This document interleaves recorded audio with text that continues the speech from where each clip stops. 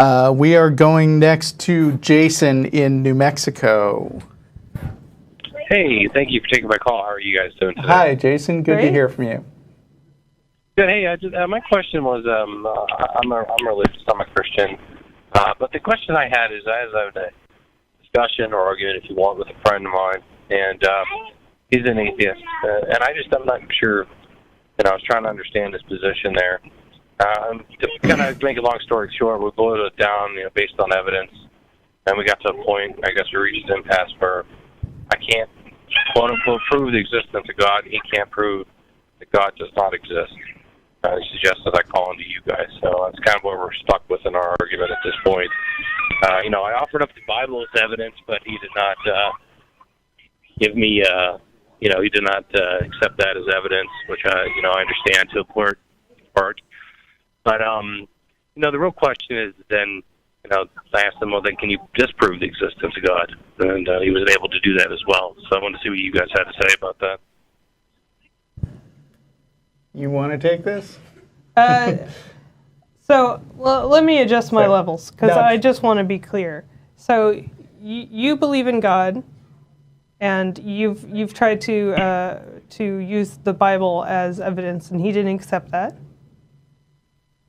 That's just one of the things, yes. Okay. Have you asked him, what sort of evidence he would accept? Well, he kind of gave me something more along the lines of, I'm not really, just said if there is a God, that God must know what would convince me, and that God is not, that God has not convinced me at this time. Okay, well, let's make it a little easier then, maybe, since it sounds like he was a little elusive on that answer. Sure. Yeah. Let's pick another religion, and what would it take for you to believe that religion was true? You want to pick one? Let's be nice to Druids, since I was mean to them earlier. Druids, okay. Yeah. So Druid. if some ancient Celtic, Druid religion was true, what would it take for you to believe that was the case? What do they believe? We got Samhain, the Lord of the Dead, stuff that. Is that what they believe in? We got some, fairies and spirits and, all ghosts wandering around. What would it take for you to believe that at least part of that was true? I don't know. That's a great question. I'm not entirely sure what it would take for me to believe that. That's a really good question. So, I guess it came down to, we weren't really talking about, because we got into that as well, as, well, which God do you believe in, what heaven, what hell, but I talked, we talked about it more of intrinsically as, just a God in general. I just have a hard time believing that this world was formed, as I told about it, nothing, and we got into that discussion. So it sounds... It sounds like you were frustrated that you offered the Bible as an example of evidence or proof, and you were maybe frustrated that he didn't accept the word of the Bible as something that demonstrates that God is real. And I think that maybe that is something, a way that Christians and atheists sometimes talk past each other, because I feel like, correct me if I'm wrong, but as a Christian, sure, you've always started with the given information that the Bible is divinely inspired and everything that it says is true, or at least based on some kind of divine inspiration, right? Sure. I mean, I do believe that. I do believe that to some degree. I mean, not to get into too much of the Bible of what's the reality in that. I mean, I know it was copied over time. I know that during the Dark Ages, basically, whatever people were monks, or the aristocracy. Well, sure, but certain interpretations were made. Yeah, but that's all details, and I think what you may have a hard time with is putting yourself in the shoes of an atheist who, let's say even that we had perfect knowledge that the Bible is exactly as written in the past, and everything it says is just what it used to say at all points in history. Even then, when you're talking to an atheist, you're not dealing with somebody who believes that it was divinely inspired. And so it's like you're just introducing this book of Samhain, or, this book from the Druids, and saying, look, it says here in this book that these tree spirits are real, or whatever they do. Yeah. And atheists are like, yeah, it says that, so? You see what I mean? Sure, no.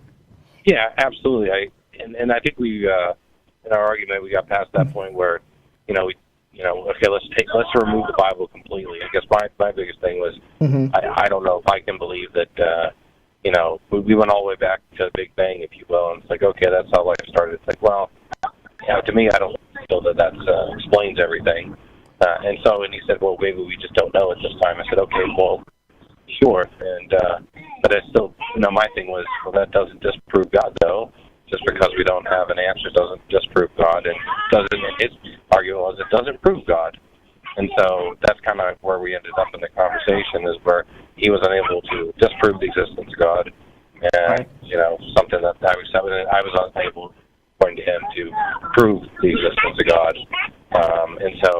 And then I said, well, if you believe in the Big Bang, is that kind of taking that on faith? Which he accused me of saying, believing in God is faith. Okay. The faith tells you nothing about the truth, so we're kind of in that impasse. Yeah. I think that's a good and normal place to get stuck in, and it takes a lot of work, I would say, to kind of get past that. If I could change it from like Druids to ancient Greeks and Romans. Let's pretend that we're in ancient Greece or ancient Rome, and someone says, well, how does lightning happen? There are these giant thunderbolts from the sky, and one person says, well, gods are throwing down those lightning bolts. And another person says, I don't think it's God that's throwing down those lightning bolts, but I just don't know what those things are. Like, Does that make sense? That you could be in a place where you just don't know a thing, but you're okay with saying, well, I don't think that it's necessarily from a god, even though I have no idea what is causing lightning. I'm just willing to say, oh, okay, beyond me, I don't know what's causing it, but something is causing it, and we'll maybe figure it out eventually, but who even knows? Yeah, because the amount of stuff that we knew back then about lightning in particular is a lot less than we know now. But if you were going to guess that it was Zeus hammering them on a forge and throwing them on Earth manually, you'd have been wrong. So the fact that people don't know about a thing doesn't mean that some default answer that you come up with is automatically worthy of consideration. Sure, no, I understand that. And that's what we talked about as well. He said that, religion was probably created for two specific reasons. One, to explain things we couldn't explain, like, say, what is it, you saw a tornado 3,000 years ago.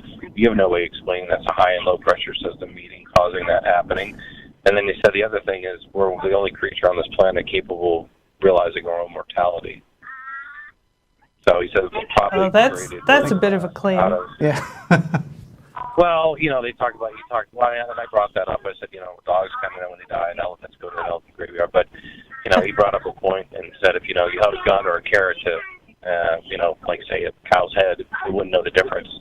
But a human being certainly would, no matter if that human being spoke a different language or not. And he said that religion was probably a construct created because we can't accept the fact that this is it.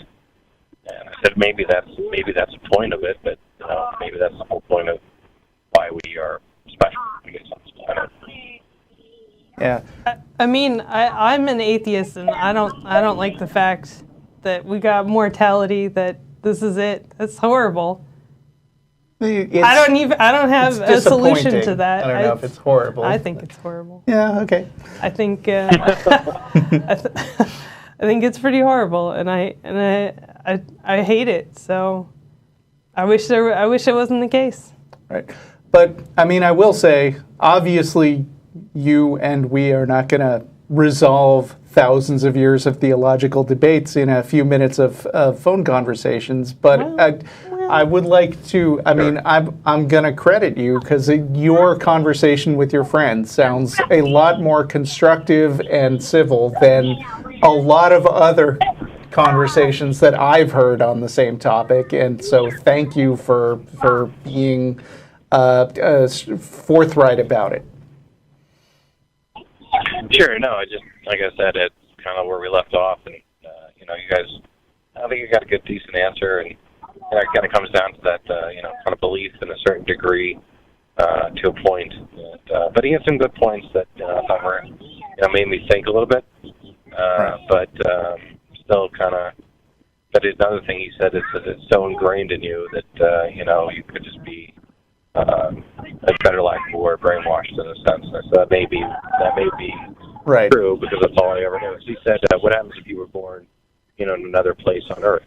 I said, well, what do you mean? He said, what if you're born in the Middle East? You'd be a Muslim. I said, well, probably it would be. It's probably true. He said, if you lived, 4,000 years ago in Egypt, you'd probably be worshiping Ra. It's probably another good point. Oh, yeah. I mean, that's true. And I mean, just to make sure this doesn't go unsaid, like you mentioned earlier that he can't prove that there isn't a God and you can't prove that there is one. And you are treating those 2 points as if they're equal. But really, for most other things in life, I mean, for Zeus or ancient aliens or whatever, I assume that you apply a certain amount of skepticism and take the default position to be, well, I don't have a reason to believe this right now, so I'm not going to believe it. And that's basically what atheism is. And I don't think that default believing stuff people tell you just because it's in a particular book somewhere is a policy that you'd follow if it weren't for the fact that you were raised that way. I think that's a good point. That's a good point. Well, I thank you guys for your time today. I really appreciate you taking the call, and I'll make sure I guess there's a video of it. I'll make sure he takes a look at it. Yeah. Yeah. Well, thanks a lot. Great call, Jason. And, if you have any other thoughts, then feel free to call back any other Sunday. Yeah. Thank you. See ya.